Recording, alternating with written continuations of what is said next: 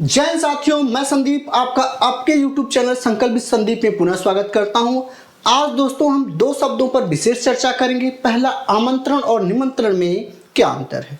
दूसरा हमारा मुख्य बिंदु होगा आरंभ और प्रारंभ में क्या अंतर है। कई बार हम शब्दों का प्रयोग गलत रूप से कर लेते हैं, जो कि शब्द शुद्धि के दृष्टि से भी गलत होता है और आमंत्रित और निमंत्रित करने में भी हम गलती कर बैठते हैं। दोस्तों आइए हम शुरू करते हैं। पहला बिंदु है आमंत्रण। आमंत्रण आमंत्रण आ का मतलब क्या होता है दोस्तों? आ का मतलब क्या होता है, ध्यान दीजिएगा। एक मिनट जैसा कलर चेंज कर लें, ठीक है, ठीक, हाँ चलिए। आ का मतलब होता है पास। आ का मतलब क्या होता है? पास। आमंत्रण, आमंत्रण में स्वीकार, और आप किसी को आमंत्रित करते हैं तो वह स्वीकार करें, स्वीकार भी कर सकता है और अस्वीकार कर सकता है, अस्वीकार कर सकता है। स्वीकार और अस्वीकार करने की स्वतंत्रता होती है किसमें? आमंत्रण में। आमंत्रण आप प्रायः उसी व्यक्ति को देते हैं जो बहुत छोटे स्तर पे होता है। छोटे मतलब आप कोई विशेष प्रयोजन कर रहे हैं, छोटा प्रयोजन कर रहे हैं, वहां इसका प्रयोग होता है। जब आप किसी स्टेज पर किसी व्यक्ति को बुलाते हैं, आइए आप दो शब्द हम आपको आमंत्रित करते हैं, वहां होता है। तो ये पर्सनल और व्यक्तिगत रूप से होता है। और यहाँ पे स्वीकार और अस्वीकार करने की जो बात होती है वो सामने वाले पर होती है, वो स्वीकार कर रहा है या स्वीकार नहीं कर रहा है। जबकि निमंत्रण की बात करी जाए तो निमंत्रण बड़े स्तर पर होता है। ये ध्यान रखिएगा, निमंत्रण बड़े स्तर पर होता है।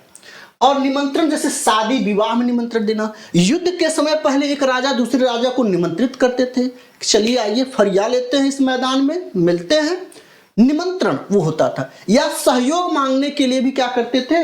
निमंत्रण का प्रयोग करते थे। तो दोस्तों एक बहुत छोटा सा बात है और छोटे से बात में हम बहुत कंफ्यूज होते हैं आमंत्रण और निमंत्रण में। चलिए आगे देखते हैं। ठीक यही बात दोस्तों आरंभ और प्रारंभ में भी है। आरंभ और प्रारंभ में भी यही बात है।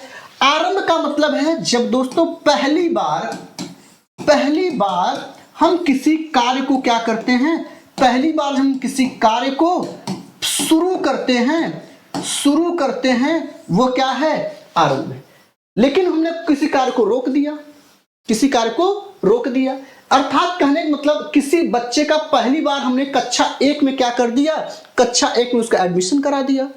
अब ये आरंभ हो गया स्कूल जाना, लेकिन कक्षा 1 से 2, 2 से 3, 3 से 4 में वो कंटिन्यू बढ़ता चला गया। ये क्या है?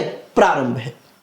ये क्या है? प्रारंभ है। या किसी कार्य को आपने आरंभ किया, उसको पूरा नहीं किया, भैया हम चलें फिर से शुरू करेंगे, फिर से इसको प्रारंभ करेंगे।